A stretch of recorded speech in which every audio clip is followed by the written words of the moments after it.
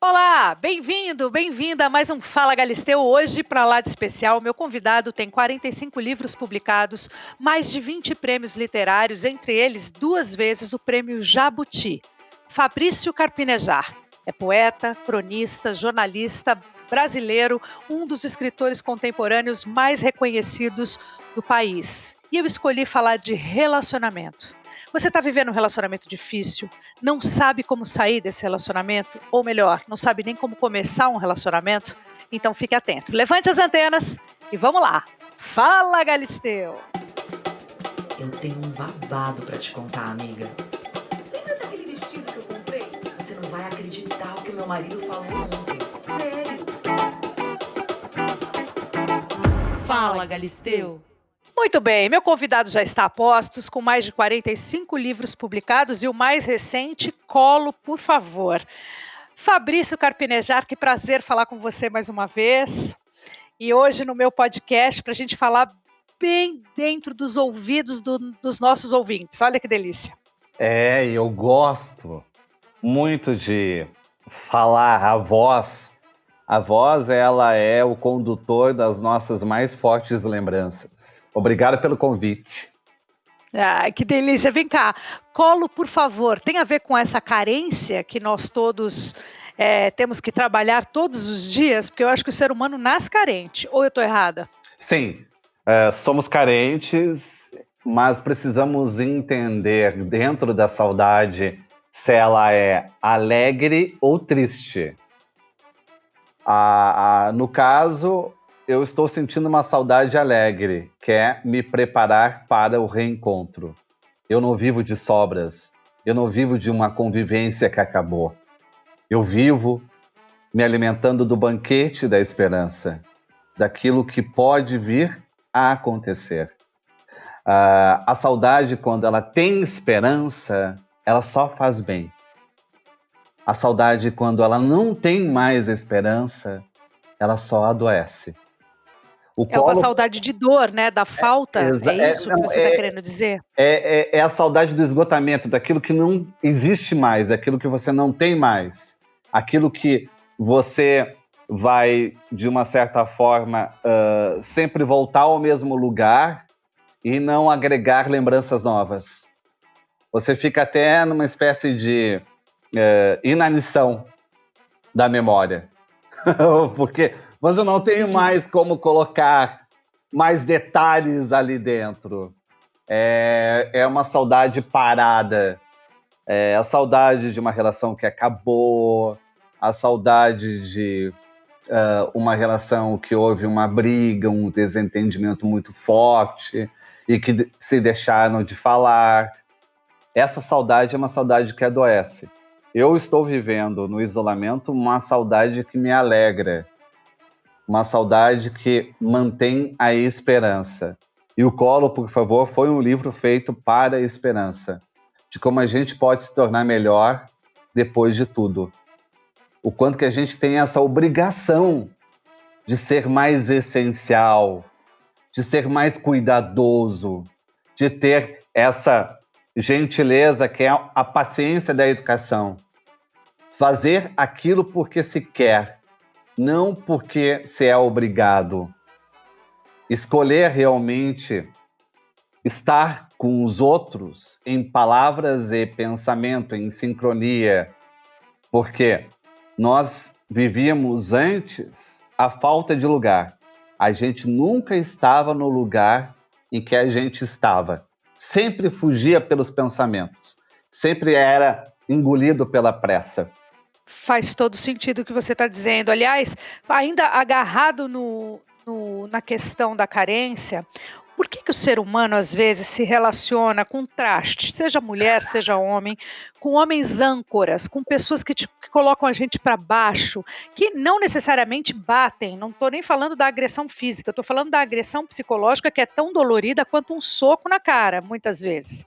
Mas aquela agressão psicológica que na nossa cabeça de quem está no relacionamento tem sempre aquela sensação, não, é um momento, vai passar. Não, coitado, ele é doente ou ela é doente, eu não sou, eu consigo controlar. E no final das contas, você fica doente, a pessoa que acha que está controlando essa situação fica doente e fica carente e pode sentir falta desse tipo de relação. Como é que é isso? A gente fica meio louco?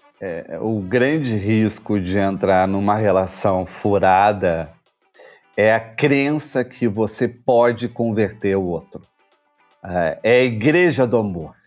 A igreja do amor Maravilhoso. você percebe que a pessoa já dá sinais de De grosseria, psicopatia, né? De de maluquice, né? agressividade, mas você pensa que no fundo dela há alguém bom para ser salvo. E não há, porque as pessoas elas não mudam com o relacionamento. Elas apenas podem se adaptar. Mas mudar ninguém muda. Você pode apenas agravar aquilo que você já era. E devemos ter intimidade antes da intimidade, para não ser. Como assim? Intimidade Me é ajuda. namorar mesmo. É o gosto de namorar, recuperar o gosto de namorar. Recuperar o gosto de conhecer melhor, frequentar os círculos de afeto antes de morar junto, de fazer. Assim, a gente não faz na medida que a gente vai contratar alguém. A gente não pede currículo. Claro. A gente não pede antecedentes. Mas não é que a gente vai morar com alguém, vai dividir a sua vida, vai partilhar a sua rotina, vai repartir aquilo que você tem de mais sagrado, que é o seu tempo, que é a sua disposição. Você não pergunta a ninguém quem é o outro. Não, agora vem a pior parte. Além de perguntar quem é e às vezes ter um histórico ruim, vem uma sensação de comigo vai ser diferente. Mas isso é conversão. Isso é o dízimo da igreja do amor. É você, ele foi errado com os outros, porque agora ele encontrou o amor da sua vida. E comigo, nossa, eu vou ter todas as condições de dar para ele segurança, ele vai se sentir amado e vai me amar do mesmo jeito. Não acontece. Aliás, amar em dobro faz com que o outro fique preguiçoso. Que o outro. Lógico. Que o outro claro. E a pessoa que ama em dobro fica doente. Quem ama em dobro fica doente, tem que se tratar depois. E se tiver a sorte de perceber que ficou doente, porque senão vai virar tapete dessa pessoa por muito tempo. Né? Isso que você falou é uma preciosidade. Quem fica doente não se percebe doente. Não. E não escuta mais os apelos dos amigos, a sua roda de convívio, porque entra naquele grau de obsessão. Você só quer que a relação dê certo e começa a apagar tudo o que está acontecendo de errado para ninguém perceber. É esse tipo de relação que a gente se permite viver algumas vezes nas nossas vidas, ou alguém que está ouvindo a gente está vivendo nesse momento esse tipo de relação, a gente sabe que está vivendo esse tipo de relação, mas a gente não conta, porque no fundo a gente tem vergonha, né, de se contentar com migalha, a gente tem vergonha de viver a gente sabe que tem alguma coisa nessa engrenagem que não está certa, então a gente fica normalmente mais calada. Eu estou pensando em quem está vivendo essa relação agora. E aí vem o colo. Esse colo que você fala no livro, colo, por favor, dá um desespero por colo. Aí você senta no colo, conta o seu problema, conta para a mãe ou para o melhor amigo, ou que seja para um psicólogo, e você volta para o problema. Você não consegue, você entra numa bola de neve. Aí o que acontece? Não vai ter o colo de novo, porque você vai ter vergonha de falar então. Sabe aquela conversa que nós tivemos? Eu sucumbi. Eu acabei voltando. E agora eu estou vivendo a mesma situação de novo. A pessoa fica de saco cheio e fala, não vou te dar mais colo, você vai se tratar, você se vira. Enfim, eu estou tentando pensar nessas pessoas que estão vivendo essa aflição agora. Isso é um tipo de carência? A gente tem como curar sozinho? É uma carência e é uma carência agressiva. É uma carência que atropela tudo e a todos apenas por um objetivo. A grande coragem na nossa vida não é avançar. A grande coragem é recuar. É quando a gente identifica que não vale a pena e também não se arrepende de todo o percurso já feito. Você tem aquela iluminação. Nossa, o que eu escapei de viver é muito melhor do que eu já tive que viver. Que o grande problema sempre de quem entra num relacionamento terrorista é: eu não quero perder tudo que eu já fiz. É isso, é não querer renunciar tudo que já foi feito em nome do outro. E na hora que você percebe que você está salvando o seu futuro, e seu futuro ainda é maior do que o passado daquilo que já foi feito, isso traz tranquilidade. Como que você percebe que está numa relação assim? Uma relação realmente Doente, né?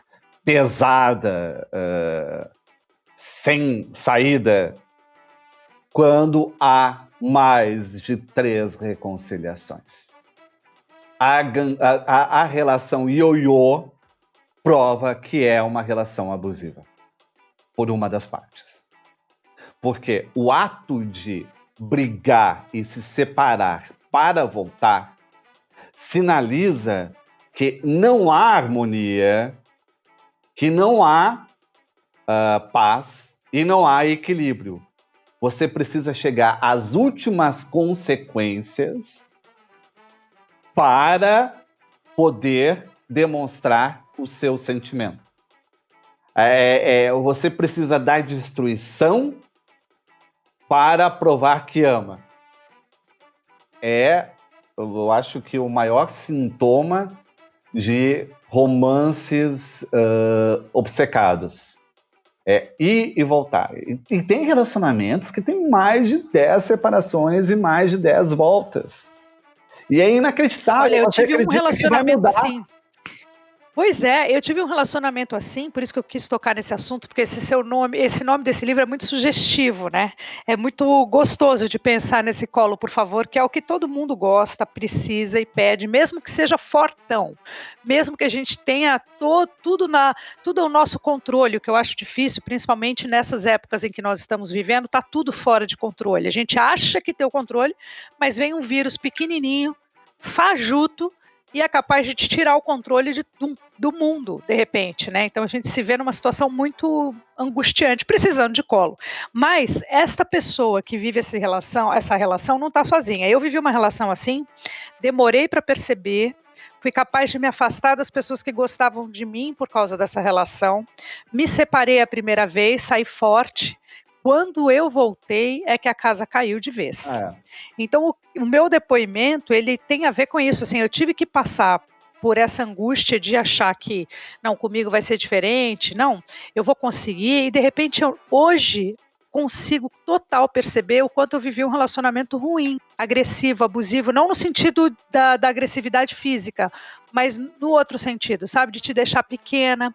E aí eu fui entender, fui me tratar. A importância do tratamento, era isso que eu queria dizer, na verdade, que a importância de você se perceber doente e ir se tratar é porque você nunca mais entra nesse relacionamento, você tapa esse buraco.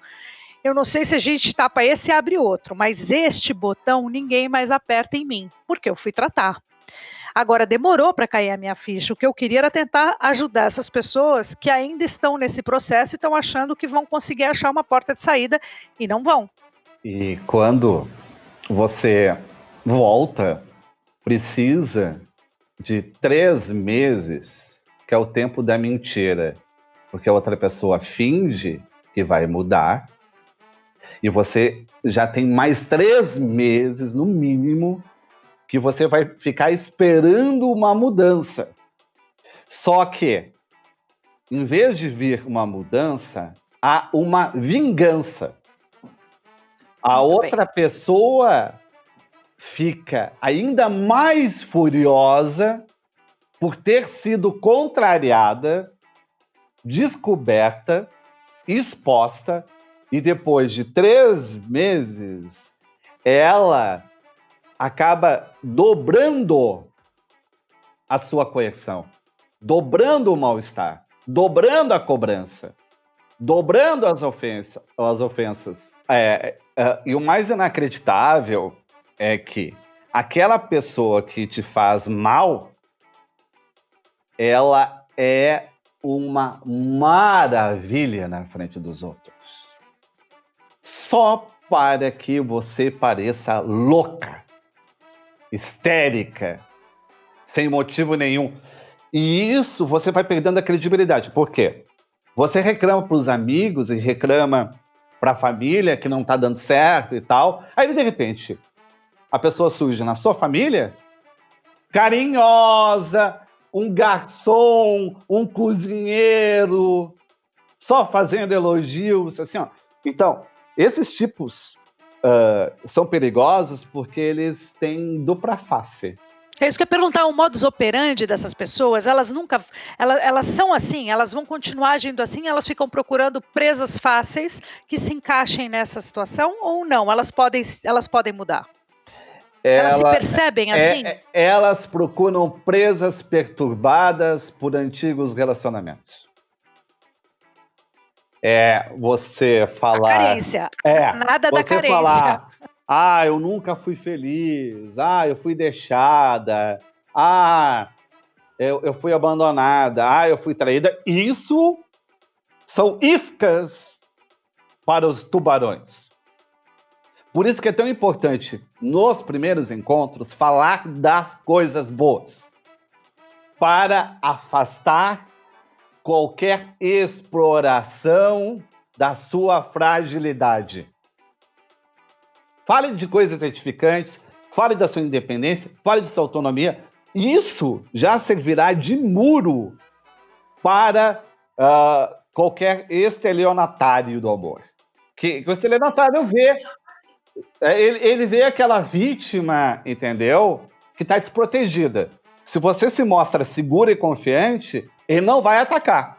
Vale falar do que a gente não gosta logo no começo de um relacionamento? Vale falar dos nossos defeitos? Vale apontar aquilo que... Porque eu acho que quando a gente começa a se relacionar, a gente não aponta nada. A gente acha que está tudo bem, está tudo maravilhoso, todo mundo gosta de tudo. Mas é estranho começar falando já o que não gosta, os defeitos. Vai parecer uma pessoa chata, seja um homem ou seja uma mulher. Como é que a gente adequa isso no começo de uma relação? Defeito a gente não precisa falar, a pessoa vai conhecer. Mas demora um pouquinho, né, para mostrar, para cair a máscara, demora um tiquinho. Os defeitos são simpáticos quando eles são naturais. Quando você já passou por terapia, aceitação, você já se conhece bem. No primeiro encontro, nos primeiros encontros, você deve se elogiar. Porque se você falar mal de si, a outra pessoa vai ficar à vontade para criticá-la. Vai se sentir no direito de também falar mal de você. Está abrindo essa porta, né? Está abrindo, está concedendo essa... A relação entra por qual porta? Vai entrar pela porta da autocrítica, da reclamação, do pessimismo, e vai ficar nessa casa. Se você abre a porta do incentivo, do elogio, da afirmação, da positividade, fica nessa casa.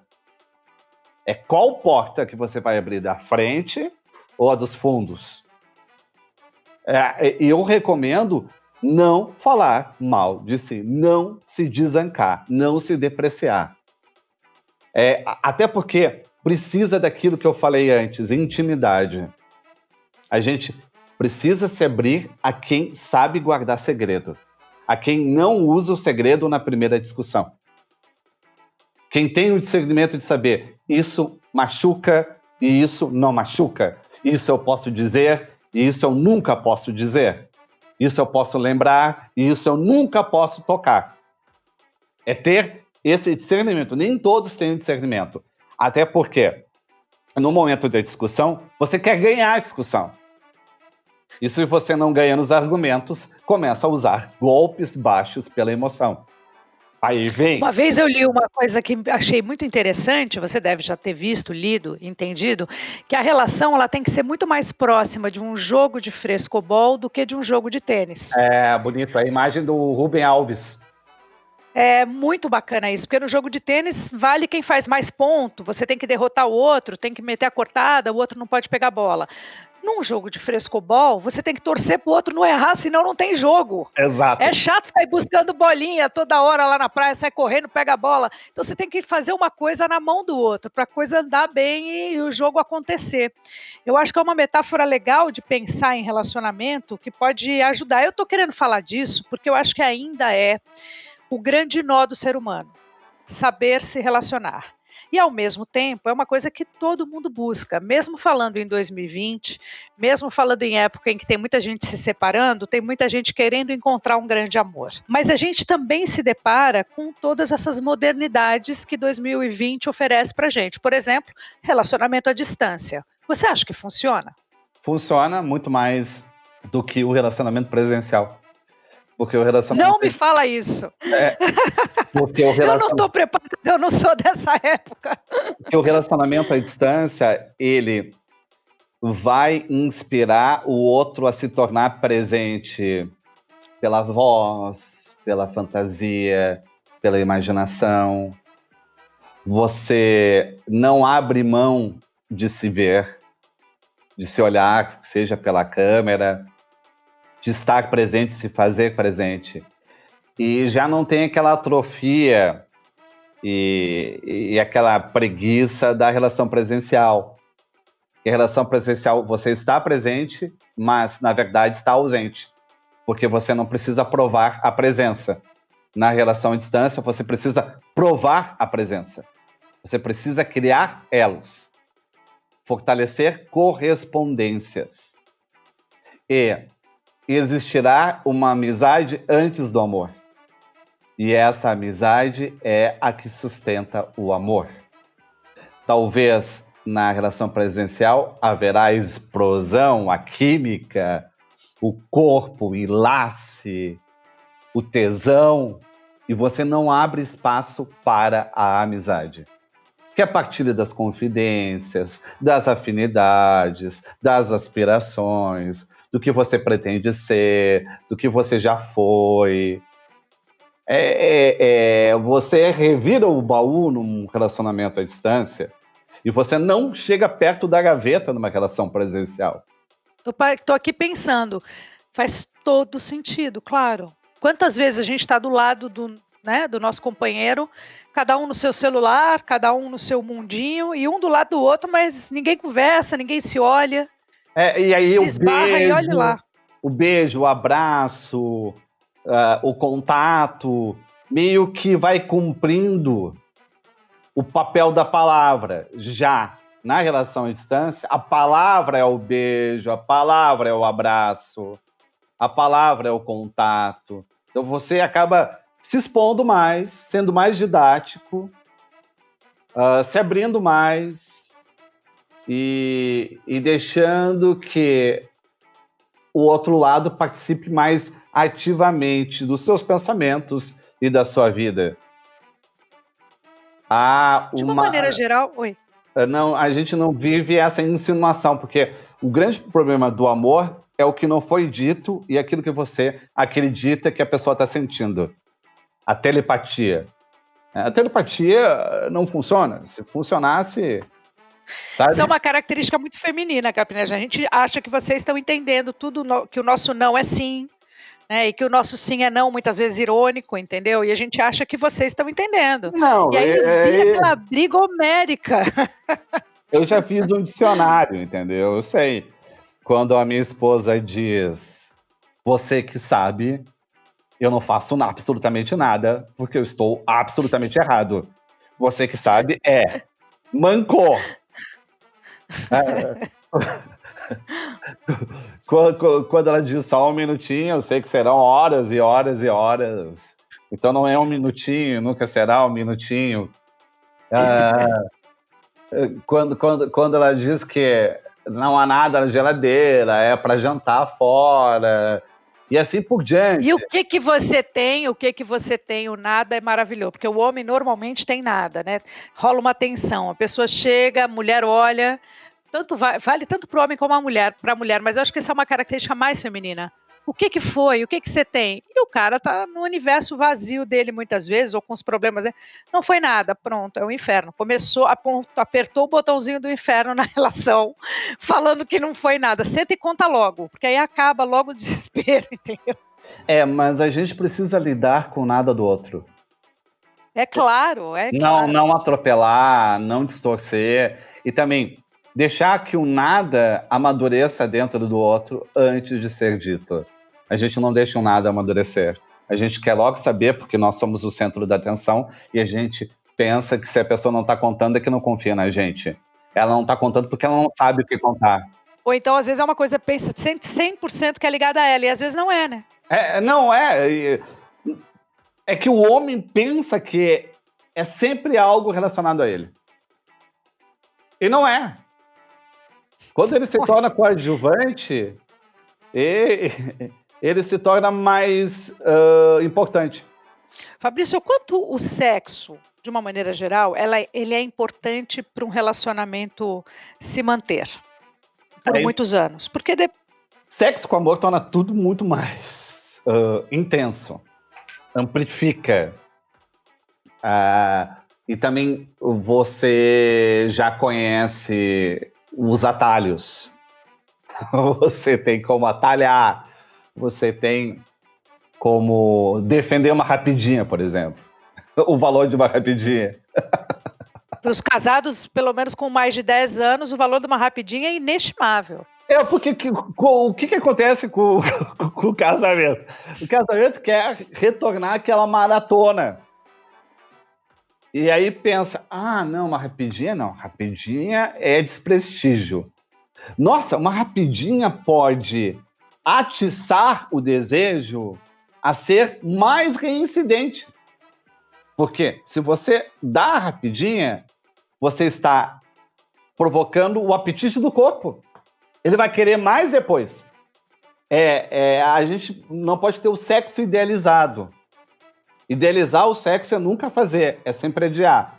Então você não pode ficar esperando que a casa fique quieta, que as crianças estejam dormindo, que tudo esteja em paz, que você vai morrer de cansaço.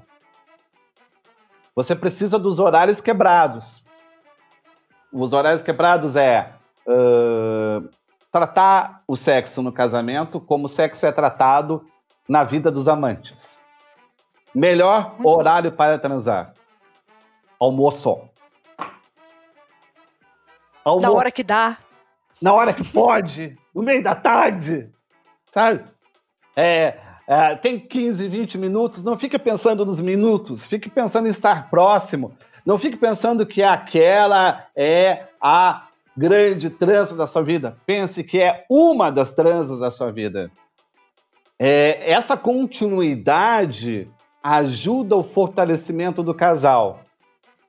E também para com qualquer cobrança. Primeiro, você cuida do seu prazer. O outro cuida do seu prazer. É o encontro de dois cuidados. Você não pode esperar que o outro dê prazer para você. Você já tem que ficar lá preocupado com o seu prazer.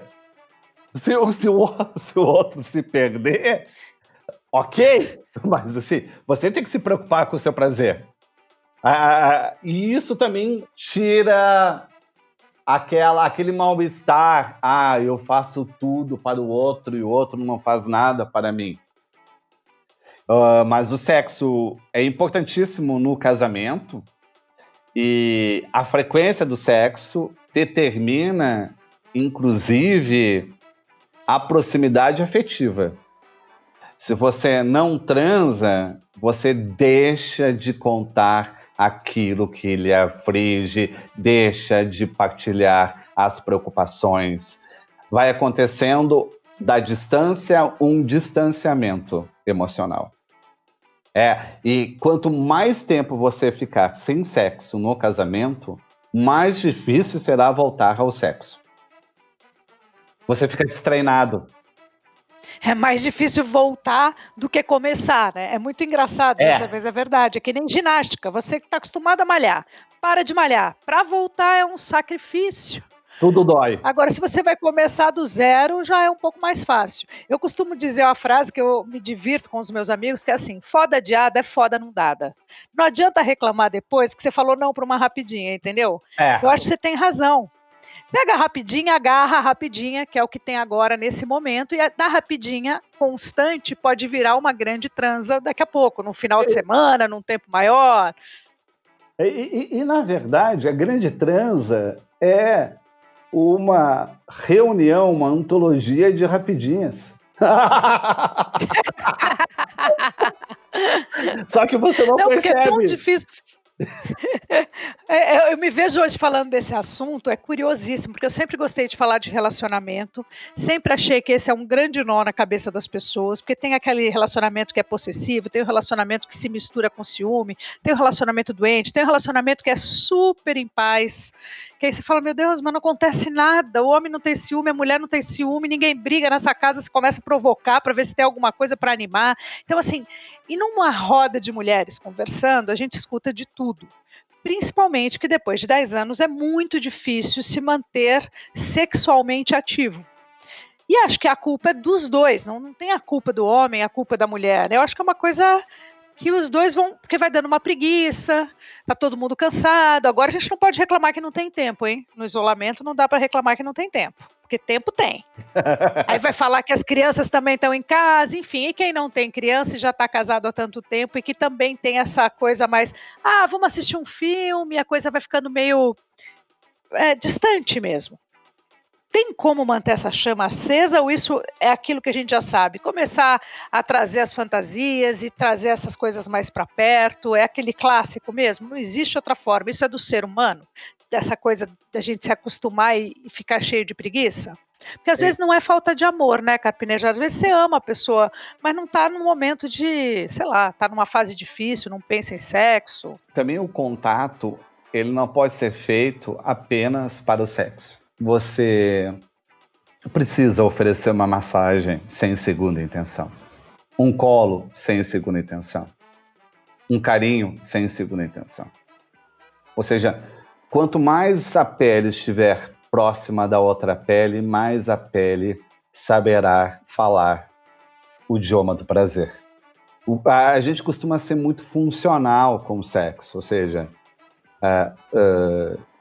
eu me aproximo, eu vou seduzir, eu vou me encostar, eu vou retar, porque eu quero sexo. E você perde todos aqueles gestos despretensiosos que funcionam como preliminar. É a outra pessoa se sentir amada e admirada. Quem se sente amado e admirado durante todo o dia, com certeza vai querer transar. Mas quem se sente diminuído, rebaixado, criticado todo dia, não vai ter vontade nenhuma de estar perto daquela pessoa. Não vai querer se dar. E também é a força da língua.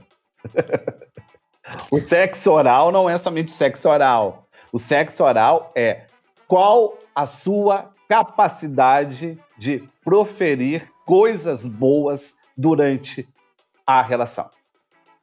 De destacar um aspecto positivo daquilo que foi feito. Como você está bem, como você está desenvolta, adorei a sua performance. E não é somente elogios à aparência. Como você está linda, como você está bonita, como você está gostosa. Não. É da personalidade, elogie a personalidade. Gostei da firmeza que você falou com a sua mãe. Eu gostei o quanto que você teve paciência com o nosso filho. Isso vai alimentando e nutrindo o ego e você vai, realmente ele se importa comigo, ele me observa, ele me desfruta, ele se delicia com a minha presença, eu vou me deliciar mais com ele. Para que viver se a gente pode se deliciar? Por que quando a gente é mais jovem a gente acha tudo isso uma coisa tão complicada, a gente quer aquele relacionamento de rebuliço, né, de confusão, de montanha-russa, e isso vai te deixando despreparado para esse amor que é o cuidar, que é o amor que tanto falavam para mim, às vezes você vai encontrar esse amor que é uma linha reta. Claro, ele vai ter as curvas ali, mas de uma maneira geral, ele vai te dar paz. O amor tem que trazer paz, tem que te dar tranquilidade, você tem que estar seguro. E acho que isso faz muito sentido, mas quando a gente é mais jovem não faz muito sentido. O A gente não adolescente, consegue entender. o adolescente tem o entendimento do amor como início do susto. Início do susto. E quem é maduro tem o entendimento do amor como fim do susto. Adorei isso. Você, na juventude, quer um amor para se aventurar, para não saber o que vai acontecer, para perder a razão. E na maturidade você quer um amor para recuperar a razão, saber o que fazer e, em vez da aventura, a aventura. A sorte. É aquela sorte da paz, de ter alguma pessoa para realmente confiar. O adolescente, eu acho que divide a vida. Ele quer dividir a euforia da vida. E na maturidade, você quer dividir o silêncio. O adolescente grita, aquela coisa de grito. Nossa! Não vai usar esse decote. Gente, já te falei isso, meu filho tem 9 anos, ele já demonstra, ele já olha e fala, mãe, onde você vai com esse decote? Eu falei, rapaz, Nossa! da onde você tirou isso? Você não vê seu pai fazer assim? A mamãe usa as coisas. Não, mas ele vai ser um menino ciumento. Então eu já tô falando para ele, falei, olha, mulher, deixa eu te falar como é que mulher é. Mulher gosta de pôr uma roupa bonita, mulher gosta de se sentir assim. Eu vou mostrando para ele, conversando do jeitinho dele no universo dele, eu vou mostrando para ele que ele não pode ser assim, porque isso é natural, é engraçado. O Alexandre é zero problema com isso, zero ciumento, pelo contrário. E o Vitório demonstra várias vezes coisas que eu não reconheço nele. Eu falo, que gozado, é dele, é uma coisa dele. Ele questiona, ele pergunta, ele fala da mini saia, ele fala do tamanho do biquíni, ele vê uma foto minha um pouco mais sensual, fala, você não vai publicar, né? Eu falo, claro que vou, lógico que vou publicar. Ele fica louco de ciúme, é engraçado, com 9 anos. Então eu já fico pensando no tipo difícil que ele será um pouquinho mais velho. Então tem Mas que ir tratando. eu não ficaria tão preocupado, porque ele tem um ciúme reservado a você. A mãe, também, pode ser. E você é uma figura pública. E ele já tem que dividir você com o público. Ele não tem Então talvez realmente seja um pouco diferente, ele não tem uma mãe somente para si. Ele tem uma mãe que os colegas comentam, que a turma comenta, que todo mundo fala. Então, mesmo ele não tem um privilégio da intimidade, de poder contar algo que aconteceu à sua mãe, porque todo mundo já sabe algo relacionado a ela. É o medo de ser o último a saber, é o medo de perder a mãe. Muito obrigada por esse momento, porque eu precisava, acho que, entender isso um pouco melhor. Legal isso que você está me falando. Mas então eu acho que não é em relação às mulheres, é um ciúme que ele tem. Em relação à mãe, pode ser. É a mãe, porque até porque você sempre foi e será uma imagem de liberdade, de reverência, de autonomia, de independência, e isso pode assustá-lo. Eu não sei do que minha mãe é capaz. Não é que ele diz, você vai sair assim, ele está dizendo, eu não sei o que você pode fazer. Será que alguém vai comentar algo daquilo que você vai fazer para mim? Mas não tinha pensado nisso. Tá talvez explicar mais os seus projetos para ele. Eu tenho esse projeto, o que você acha, tal? Será que as pessoas vão entender? Será que elas vão gostar? Ele vai ficar mais seguro. Quanto mais você compartilhar e confidenciar os seus projetos a ele vai ficar mais seguro e menos desesperado com o que os outros podem comentar a seu respeito, porque ele vai ter informações para contestar. Não, você não está sabendo de nada da minha mãe. A minha mãe está fazendo tal e tal coisa. Muito bom. Vou começar a falar, porque como ele era pequeno, a gente acaba não falando, vai tocando, mas agora ele já está numa idade me dando sinais que é possível uma conversa, um diálogo desse jeito. Vou começar a falar. Depois eu te contar o resultado. Eu quero saber. Vem aqui, quando a gente se relaciona, Fabrício, a gente tem sempre o fantasma da traição por perto. Principalmente nesse relacionamento que ainda não está consolidado, um relacionamento ainda que não entrou nesse mood da segurança 100%, porque ainda você pensa que se você estiver na mão do outro, o outro pode fazer o que quiser com você. Tem um pensamento meio assim quando a gente está namorando, um pensamento meio assim quando você está começando a engatar uma relação. A traição, ela é possível de ser perdoada ou não? E ela continua sendo esse fantasma? Eu cresci, da minha geração, era um baita fantasma ser corno. Ninguém queria nem falar disso. É que a traição não é somente traição, é um combo. É deslealdade, é mentira, é falta de sintonia, é levar os segredos da relação para terceiros. Não é nunca somente traição. Tanto que eu acho que está acontecendo uma traição virtual que ela é tão impactante quanto a traição física. Se você fez um pacto monogâmico, que é apenas dizer, não vou mais sair com ninguém, e o outro responder, também não vou mais sair com ninguém, aí a traição é difícil de ser perdoada. A traição costuma acontecer também por nossa incapacidade de experimentar o luto. Saiu de um casamento ou saiu de um namoro, você precisa ficar sozinho por um tempo para se desintoxicar, para conseguir recuperar a estima, a individualidade, a identidade que ainda está sob a influência de uma pessoa externa. Se você não tem o luto, tem grandes chances de ter aquela relação bumerangue, de voltar para o ex ou a ex. A maior parte das infidelidades acontece com o envolvimento pelo ex e pela ex, acredita? Eu não sabia, não. Para mim, eu continuava achando que o homem ainda atrai mais, com aquela desculpa de que o homem é um grande caçador e que ele precisa caçar, que eu acho isso uma bobageira sem tamanho, mas, enfim. E eu nunca tinha percebido que tinha uma ex envolvida ou um ex envolvido, não. É sempre o caminho da infidelidade, que é, na verdade, tu terá recaídas. Sempre que uma relação acabar, vai ter recaídas até perceber, nossa, não quero mais isso, entendeu? Vai ter uma recaída ou outra.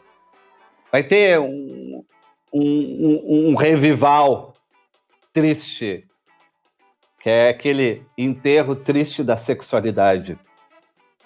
E se você não fez o luto, a recaída, e está numa nova relação, a recaída será a infidelidade.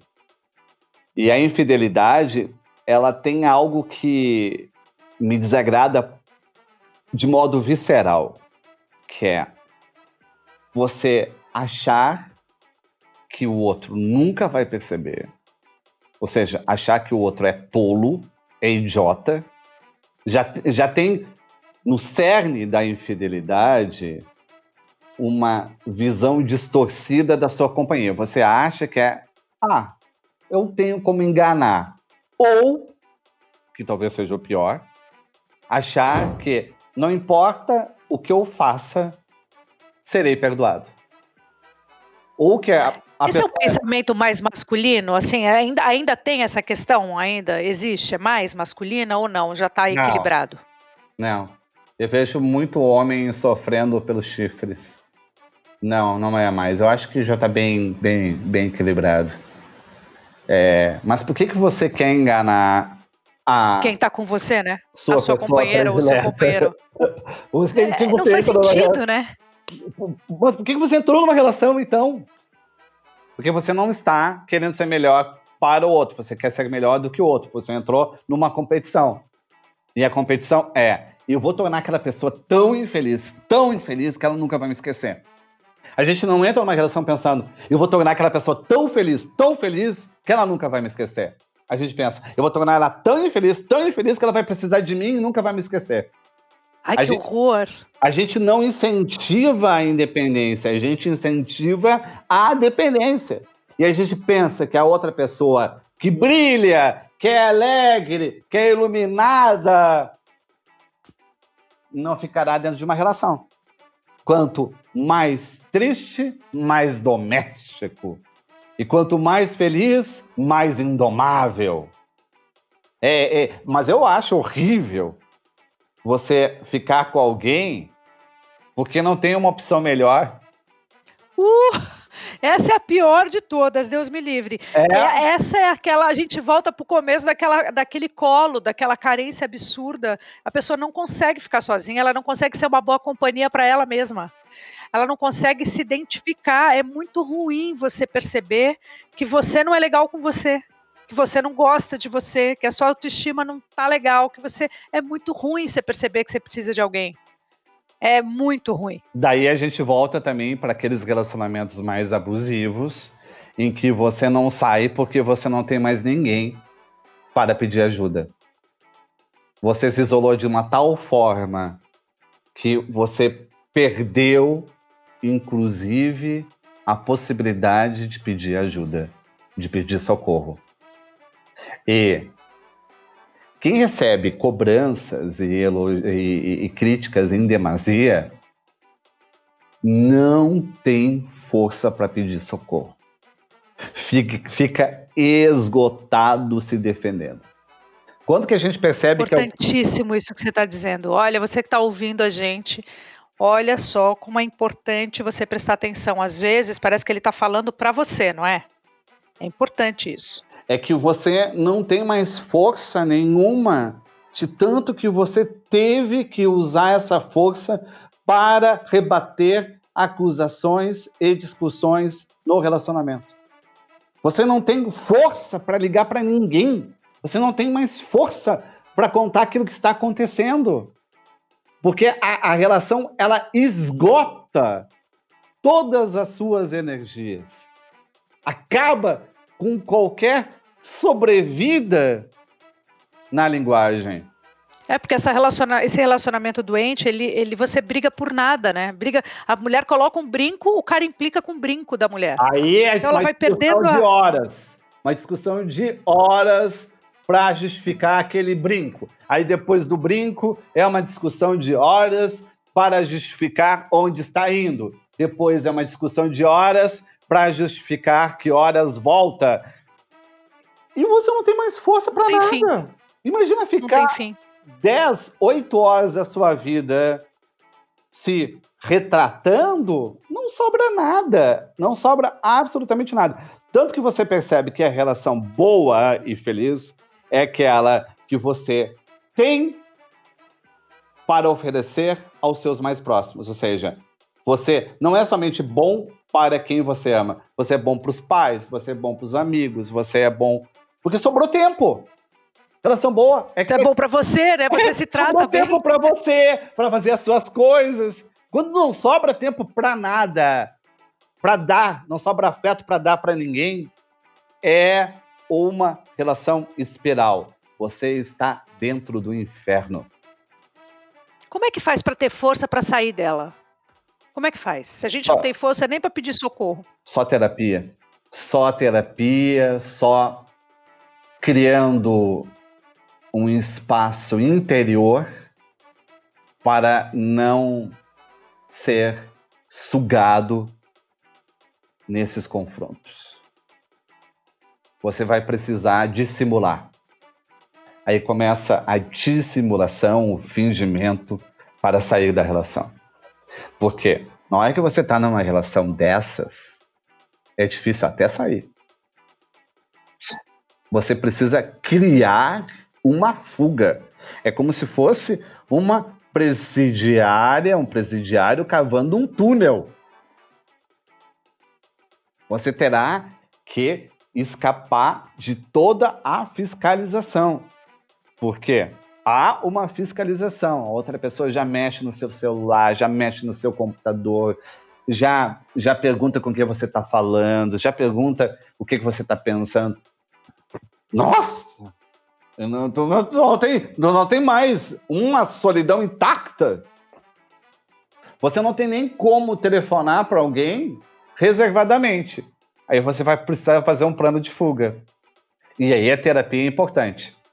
Porque a terapia é aquele momento que você tem a sós, estando acompanhada ou acompanhado. E alguém de fora vai dizer, olha, é sério o negócio. E você vai começar a acreditar que é sério o negócio. E vai começar o luto. O luto antes do fim.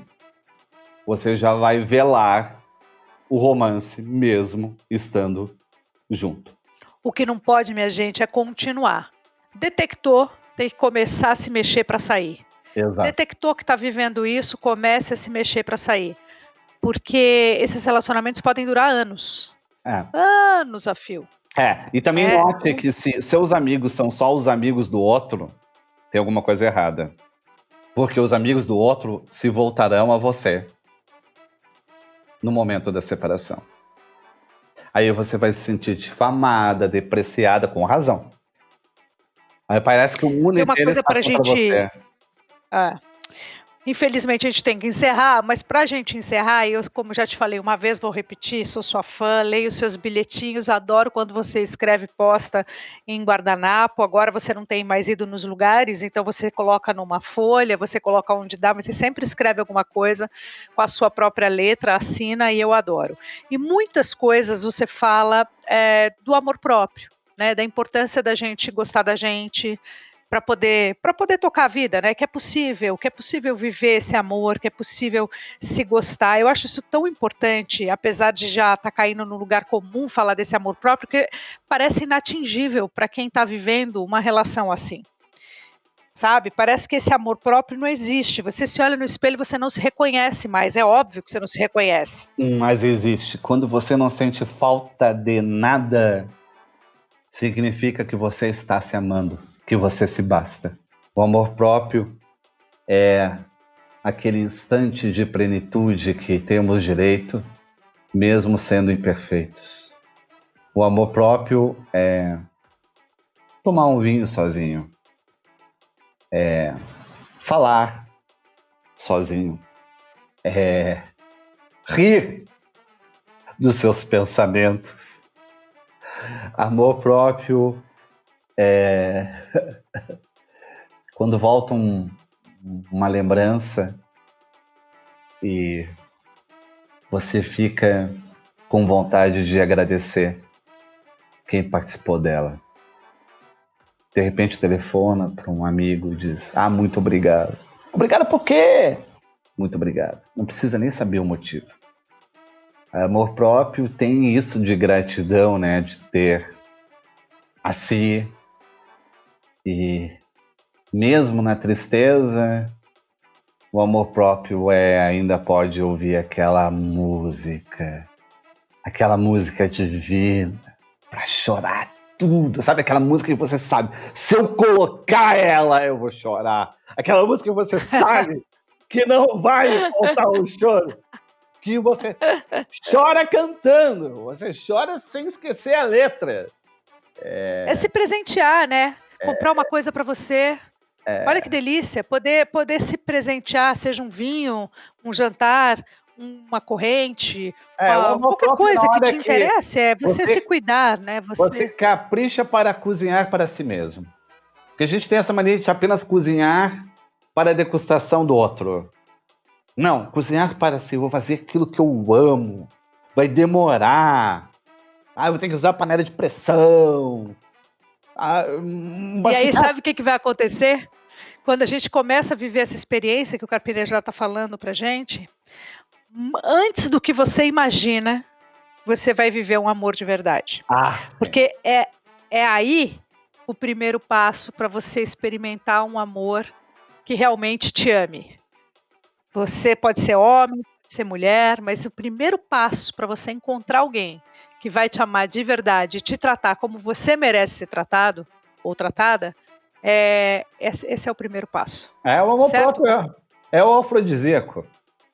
O amor próprio vem aqui, eu vou te ensinar como me amar. Maravilhoso.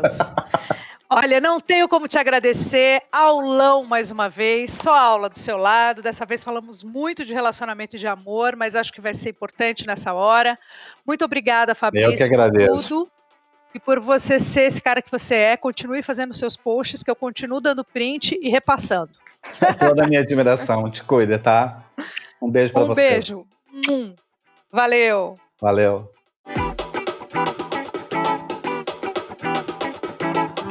Fala, Galisteu.